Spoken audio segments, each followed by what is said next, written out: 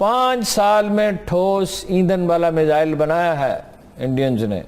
اس کو عبدالکلام کی کتنی ستائش کی جاتی ہے. تو وہ تو پاکستان بھی خواب بھی نہیں دیکھ سکتا. دیکھیے انڈین سائنسدانوں نے بہت کام کیا. انڈیا کے پاس وہ اسلحہ بھی ہے, پاکستان کے پاس نہیں ہے. نمسکار دوستو, جے ہند. ایک بار پھر سے سواگت ہے آپ کا ہمارے چینل ہندوستانی میڈیا میں. دوستو آج ہم بات کرنے والے ہیں انڈیا کے میزائل اور ہمارے میزائل مین لیٹ شری اے پی جے عبدالکلام, جس کے بارے میں آج پاکستان بھی گنگا رہا ہے. اور جو میزائل اور ٹیکنالوجی عبدالکلام سر ہمیں دے کے گئے ہیں, اس سے آج بھی پاکستان خوف کھا رہا ہے. پاکستان کا ماننا ہے کہ بھارت میں سائنٹسٹ کی بہت قدر ہوتی ہے اور ان کے کام کی بھی, لیکن پاکستان میں ایسا نہیں ہے. اسی لیے پاکستان میں زیادہ تر لوگ سائنٹسٹ نہیں بنتے, یا سامنے نہیں آتے, یا ان کے کام کو توجہ نہیں دی جاتی ہے. یہی کارن ہے کہ آج سائنٹسٹ کے دور میں پاکستان بھارت سے کافی پیچھے ہے. تو دوستو آئیے دیکھتے ہیں اسی پر پاکستانی میڈیا کا یہ ویڈیو ہے کہ جنرل کاکڑ گئے جنرل سمر اپنا ڈاکٹر سمر مبارک بند کے بعد, اور انہوں نے کہا کہ آپ کو بنانے چاہیے. اس وقت شاہین میزائل کی غوری میزائل کی ضرورت تھی, وہ بن چکا تھا, لیکن اب لانگ رینج میزائل کی ضرورت تھی. تو انہوں نے کہا میں تو نیکڈ آئی سے کبھی دیکھا ہی نہیں, میزائل ہی نہیں دیکھا. انہوں نے کہا مگر آپ کی ٹیم بہت اچھی ہے. 2.25 سال میں ٹھوس ایندھن والا میزائل بنا کر لانچنگ پیڈ پر لگا دیا. زبردست.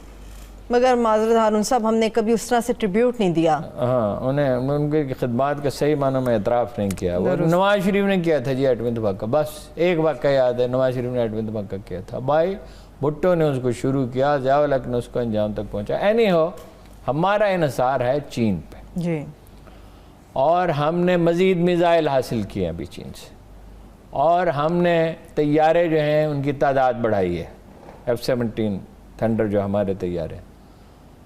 تو میرا خیال ہے کسی بڑی جنگ کا خطرہ تو نہیں ہے, لیکن اس سچویشن آپ نے یہ نوٹ کیا ہوگا کہ جیسے ہی کوئی سچویشن تھوڑی سی پاکستان میں عدم استحکام کی ہوتی تھی, نواز شریف صاحب کچھ ہنگامہ اٹھاتے تھے یہاں یا وہاں جا کر, تو کنٹرول لائن پہ بھاری توپوں کی گولہ باری شروع ہو جاتی تھی. بالکل صحیح بات ہے, بالکل یاد ہے. اور اب بھی کچھ تیور ان کے بدلے ہوئے ہیں, لیکن یہ کہ آسان نہیں ہے. ٹھیک ہے. امریکہ سے پاکستانی قوم بیزار ہو چکی ہے بہت بری طرح, اور فوج بھی بیزار ہے. لیکن یہ نہیں ہے کہ ان کے ساتھ لڑائی کی جائے. وقت گزرنے کے ساتھ ساتھ ہمارا انحصار ان پہ اور کم ہوتا جائے گا. بالکل ٹھیک بات ہے ہارون صاحب, لیکن اور بھی مسئلہ ہے. ایک امریکہ فوجی اڈے ڈیمانڈ کر رہا ہے, پاکستان نے صاف انکار کر دیا, نہیں سوال ہی پیدا نہیں ہوگا. امریکہ کے ساتھ رویہ بھی سرد مہری کا عمران خان صاحب نے رکھا ہے. آگے FATF کا اجلاس ہونے والا ہے. ایک ان کی بڑی مضبوط لابی ہے امریکہ کی. پاکستان گرے لسٹ سے نکلنا چاہتا ہے. نہیں دیکھیے نا, وہ دباؤ تو رہے گا. جب آپ ان کی بات ہی نہیں مانتے, وہ ایلس ویلز آتی تھی نا, بتاتی تھی کہ بھئی آپ کو سی پیک سے ہم کیسے دستبردار ہو سکتے ہیں, کیسے دستبردار ہو سکتے ہیں. اس پہ اتنی انویسٹمنٹ ہو چکی ہے, اتنا ہم آگے جا چکے ہیں. وہ آپ انڈیا کی تصویراتی حلیف ہیں, اسٹریٹجک پارٹنر ہیں. چین ہمارا اسٹریٹجک پارٹنر ہے. کیسے مشکل وقت میں ہم اس سے کیسے الگ ہو سکتے, کسی بالکل ہی بچگانا بات ہے. چائنا اس وقت ہمارے کام آیا جب ہمیں اشد ضرورت تھی, اس وقت ہمیشہ ہمارے کام آیا. تو یہ ہے کہ جنگ تو نہیں ہوگی, بڑی جنگ تو نہیں ہوگی, لیکن کوشش اچھا گرے لسٹ کا یہ ہے کہ میرا اپنا ذاتی اندازہ یہ ہے کہ گرے لسٹ میں رہے گا. بلیک لسٹ میں بھیج ہی نہیں سکتے.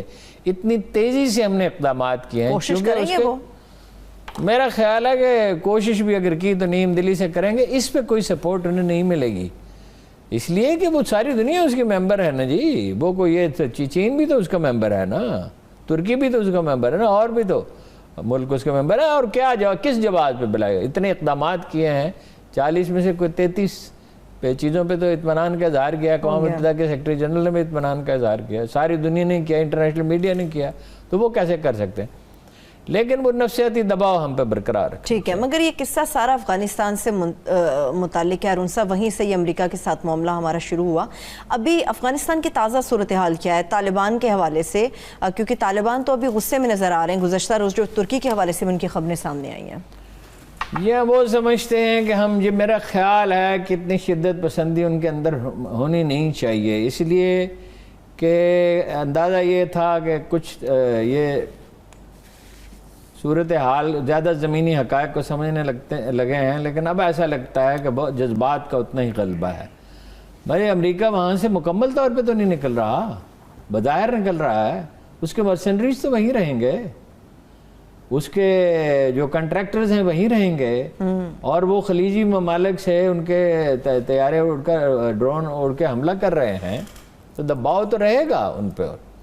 تو یہ روسیوں کو بھی مسئلہ ہے اس سے، ان سے چینیوں کو بھی مسئلہ ہے، تو اعتدال کا راستہ اختیار کرنا چاہیے. بہرحال پاکستان کو کسی صورت میں ان کے خلاف استعمال نہیں ہونا چاہیے، کسی صورت میں بھی.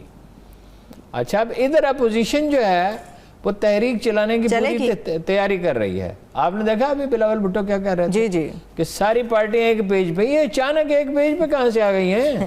ان کو تو نکال دیا تھا، این پی کو بھی نکال دیا تھا، ایک پیج پہ کیسے آ گئی؟ دیکھیے نواز شریف کی پوری کوشش یہ ہے، وہ برطانیہ سے جو اطلاعات موصول ہو رہی ہے، ایک دفعہ عمران خان تو جائے نا، اس کے بعد میرا راستہ ہموار ہو. پھر مطلب یہ خواب وہ دیکھتے ہیں کہ پھر جناب 2/3 میجورٹی ہوگی اور پھر آئین میں ترمیم ہوگی، پھر میں وزیر اعظم بن. ایک میں بات آپ کو بتاؤں، اب ادھر شہباز شریف صاحب نے اپنے پتے الگ لگائے ہوئے ہیں کہ اگر ہو سکے تو میں بن جاؤں، اور بھائی سے کہوں کہ بھئی میرے بننے میں آپ کے بننے میں کیا فرق ہے؟ میلہ لگا ہوا ہے، میلہ. اچھا وہ دیکھیے رد عمل تو اتنا شدید ہوگا. بیچ میں ایک بات مجھے یاد آ گئی کہ مریم نواز نے کہا among all the people، جو انڈیا کے خلاف کبھی بات ہی نہیں کرتی، امریکہ کے خلاف کبھی بات ہی نہیں کرتی، اس نے کہا امریکہ سے کیا ساز بات ہوئی ہے؟ ابھی وہ تو ملا ہی نہیں، اس میں بات ہی نہیں کی، ساز بات کیا ہوئی ہے؟ ٹھیک ہے، اس سے آپ اندازہ لگائیں رد عمل کتنا شدید. کچھ لوگ، خبر یہ ہے اور بہت ریلائبل سورسز کی ہے کہ عمران خان کے کچھ لوگ شہباز شریف سے رابطے میں، خان صاحب کے کچھ لوگ شہباز شریف سے رابطے میں، اور سول سرونٹس تو بہت سے رابطے میں ہیں. وہ تو ان کی سمجھ آتی ہے اس لیے کہ وہ دوسرا آپشن ہمیشہ سول سروس سے زیادہ سیانی کلاس کوئی نہیں ہوتی، گھوڑا سوار کو خوب پہچانتا ہے. اس لیے وہ تو ادھر رابطہ رکھے ہوئے ہیں کہ شاید ممکن ہے یہی لوگ آ جائیں. اچھا، اس لیے کہ بہرحال اندیشہ تو رہتا ہی ہے. جس طرح کی حکومت خان صاحب نے اب تک چلائی، ابھی کچھ بہتری کے آثار ہیں.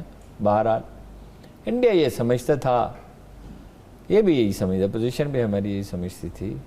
خان صاحب نے بھی کوئی کارنامہ تو انجام نہیں دیا، قدرت نے زیادہ مدد کی ہے. ان کے حامی اس بات پہ، اس فکرے پہ بہت چیختے چلاتے ہیں. تو کچھ گندم زیادہ ہو گئی، کچھ ٹیکسٹائل کی صورتحال بہتر ہو گئی اتفاق سے، کچھ ایک کنسٹرکشن والا فیصلہ ٹھیک کیا. انڈیا یہ سمجھتا تھا، اپوزیشن بھی یہ سمجھتی کرونا انہیں لے دے جائے گا.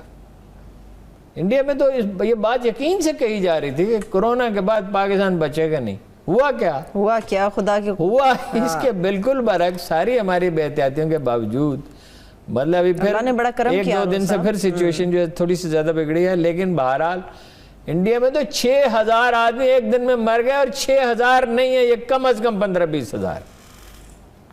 یہ انٹرنیشنل میڈیا بھی کہہ رہا ہے. اب وہ اس میں پھنس گئے، اب انہیں یہی راستہ نظر آ رہا ہے. اب عمران خان صاحب کیا سوچ رہے ہیں؟ تو دوستو جیسا کہ آپ نے دیکھا، بھارت میں سائنٹسٹ اور ان کے کاموں کی قدر نہ ہونے کے کارن سائنس اور سائنٹسٹ پاکستان میں بہت پیچھے رہ گئے. وہیں پر ہم انڈیا کی بات کریں تو لیٹ شری APJ عبد الکلام، جنہوں نے بھارت کو بہت کچھ دیا، جس سے آج بھارت اپنے آپ کو کئی دیشوں سے مضبوط محسوس کرتا ہے اور ان کا مقابلہ کرنے کے لیے بھی تیار ہے. اس میں عبد الکلام جی کا بہت بڑا یوگدان مانا جاتا ہے. بھارت کی زیادہ تر میسائل عبد الکلام سر نے ہی بنائی تھی، اسی لیے ان کا نام میسائل مین بھی پڑا تھا. میسائل بنانے کے ساتھ ساتھ ہی انہوں نے اسرو میں بھی کئی سال کام کیا تھا. بھارت نے اپنا پہلا نیوکلیئر ٹیسٹ 1974 میں کیا تھا. اس کے بعد پوکھرن 2 نیوکلیئر ٹیسٹ جو کہ 1998 میں ہوا تھا، اس میں عبد الکلام سر نے کافی مدد کی تھی اور بھارت کو air to air, surface to surface missile بھی دی، جس سے آج بھارت کی ایئر فورس، نیوی اور آرمی. دوستو آج کی ویڈیو میں اتنا ہی، ملیں گے کسی اور ویڈیو میں. اگر آپ کو ویڈیو پسند ہے تو ویڈیو کو لائک کریں. اگر آپ کا کوئی سجھاؤ ہو تو ہمیں کمنٹ کر کے ضرور بتائیں. جے بھارت، جے ہند.